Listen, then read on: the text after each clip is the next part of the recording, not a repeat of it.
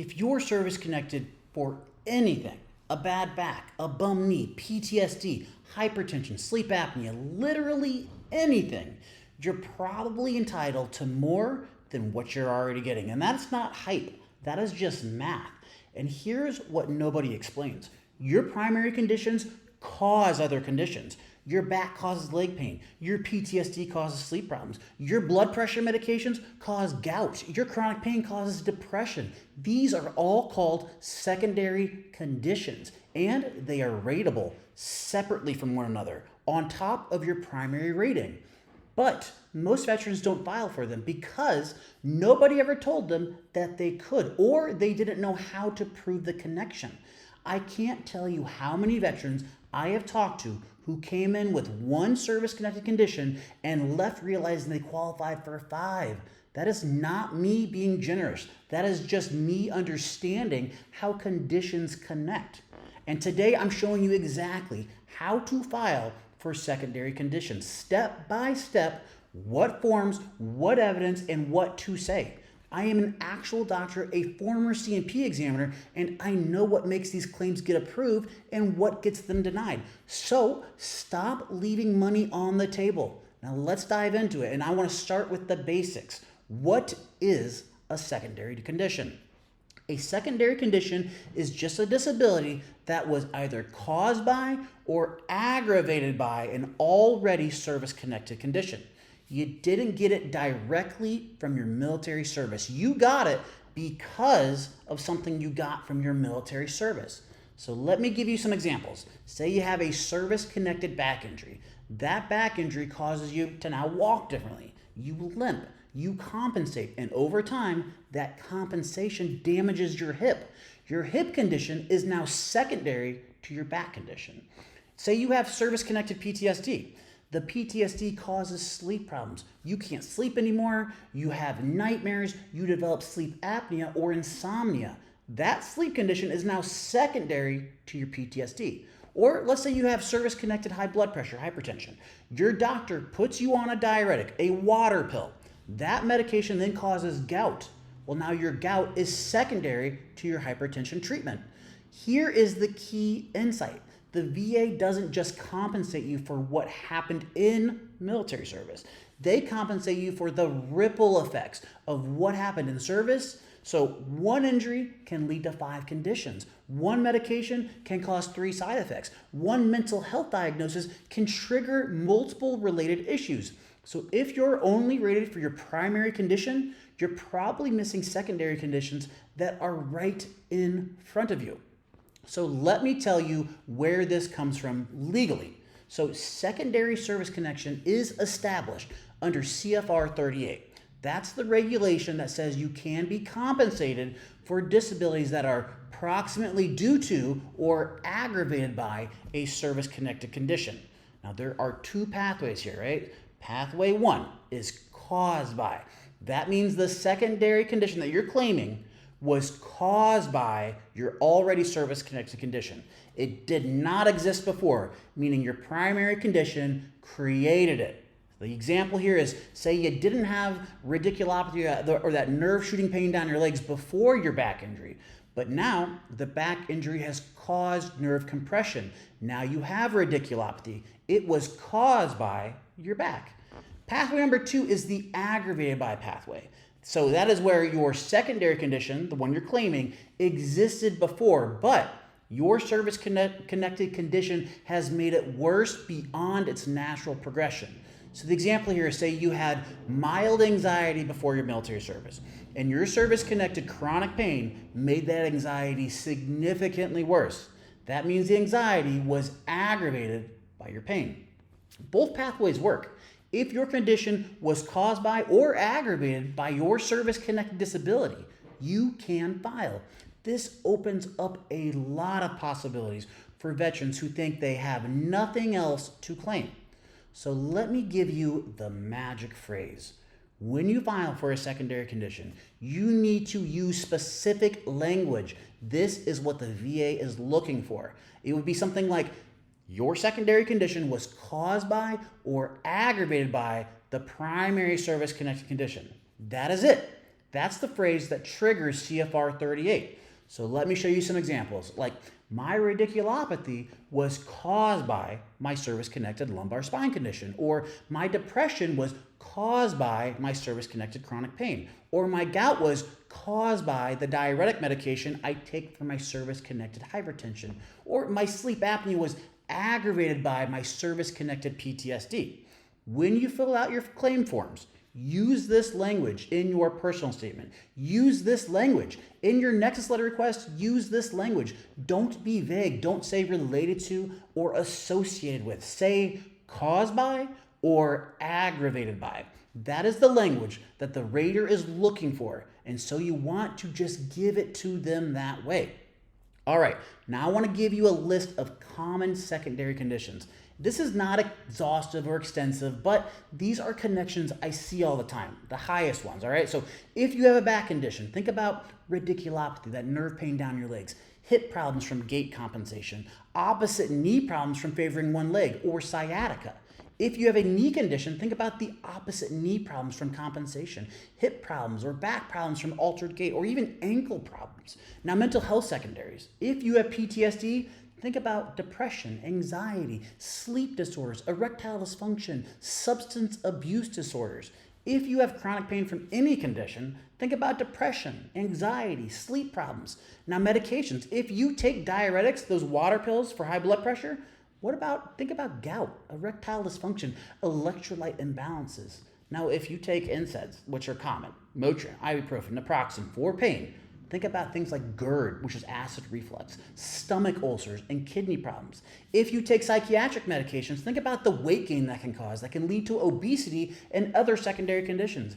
Think about sexual dysfunction and sleep disturbances. Now, what about metabolic secondaries? Well, if you have sleep apnea, you should consider things like high blood pressure, heart conditions, diabetes in some cases, and depression. And speaking of diabetes, if you have that, think about peripheral neuropathy, kidney disease, vision problems, erectile dysfunctions.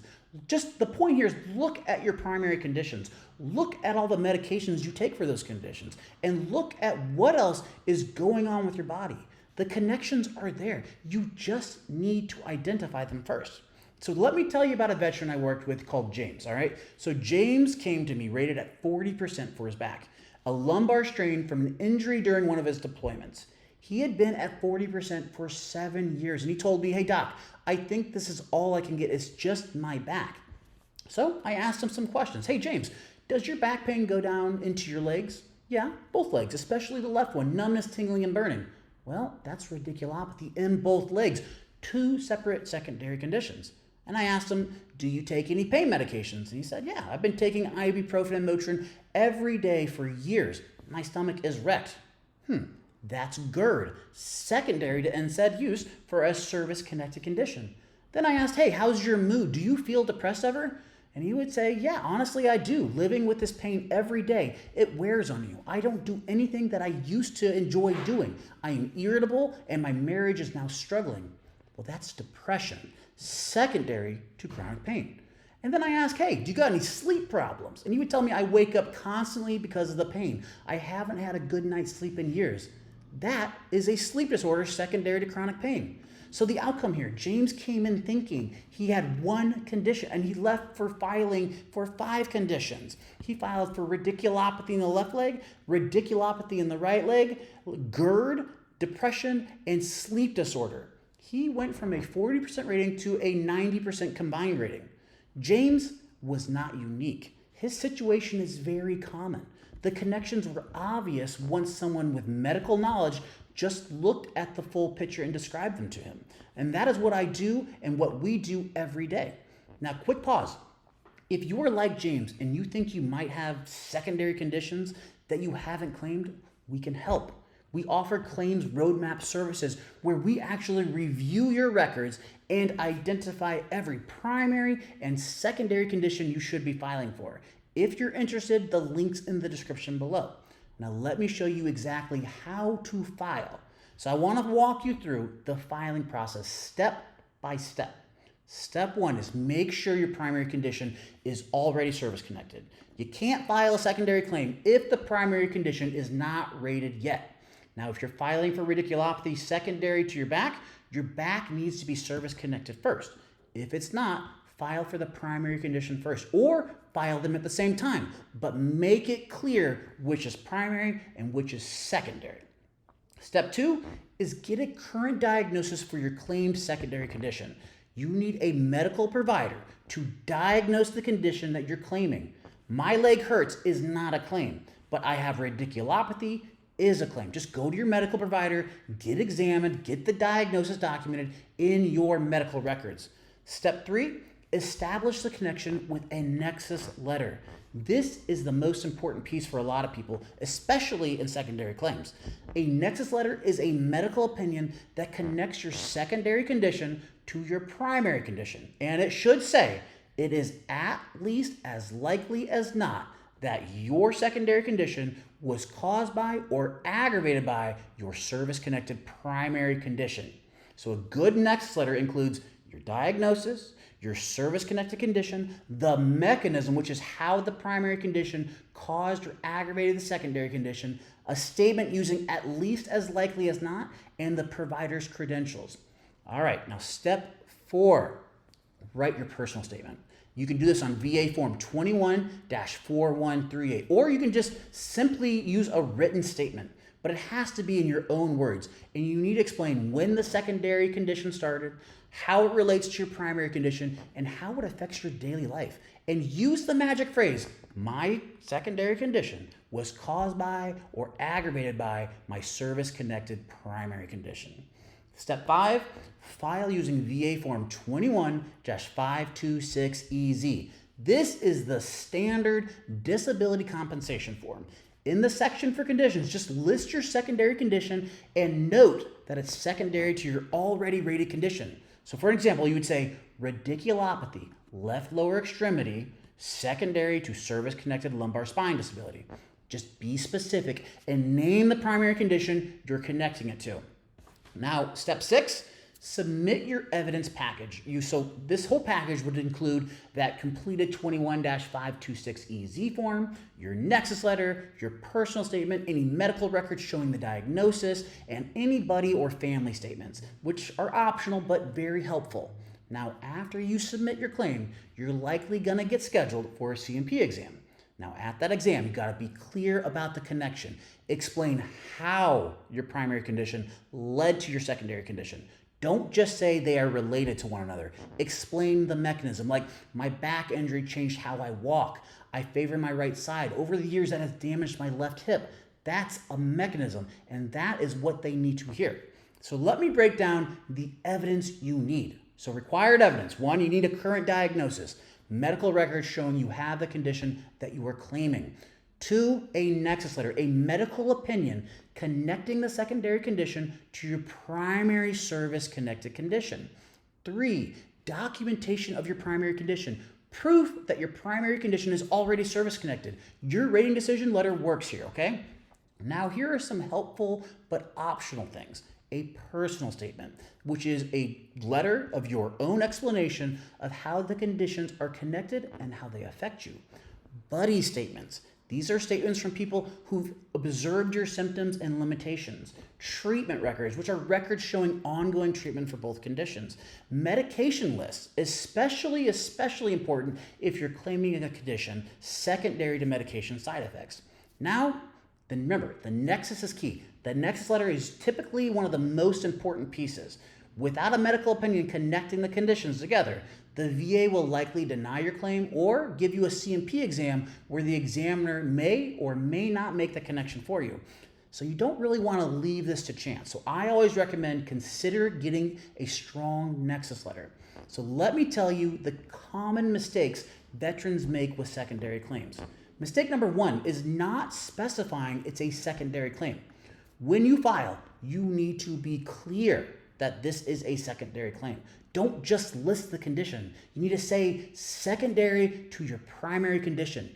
If you don't, the VA might try to connect it directly to service, which might not work, instead of connecting it to your already rated condition.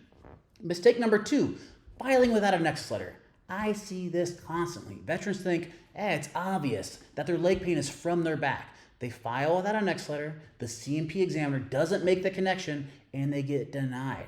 So get the Nexus letter. Don't assume anything is obvious. Mistake number 3, being vague about the mechanism. Like they're related is not enough. You need to explain the how. Like my back injury causes nerve compressions at L4 and L5, which causes radiculopathy in my lower extremities. Or the diuretic medication I take for my high blood pressure decreases uric acid excretion and leads to gout. The mechanism is the how, okay? Include it. Now, mistake number 4 is not mentioning medication side effects. And this is a huge missed opportunity. The medications you take for a service-connected condition can cause other rateable conditions.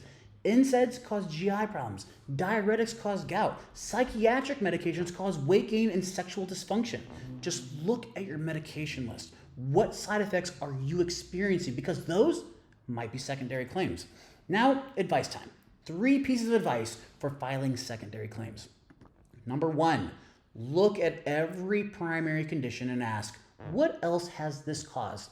Does it affect your gait? Does it affect your mood, your sleep, your other joints? Does the medication cause side effects? The connections are there. You just have to look for them.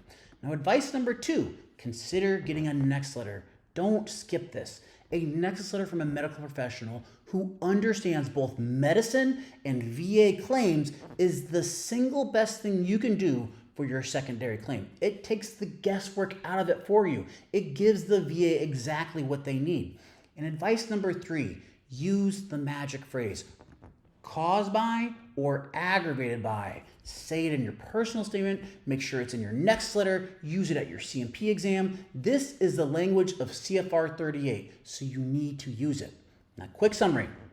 A secondary condition is caused by or aggravated by an already service-connected condition. It is established under CFR 38, and there are 2 pathways. Remember, the caused by or the aggravated by pathway. How to file? Well, you just need to confirm your primary condition is service-connected. You need to get diagnosed for that secondary condition. You need to consider a Nexus letter. You need to write a personal statement. You need to file using VA Form 21-526EZ, and then you submit your complete evidence package.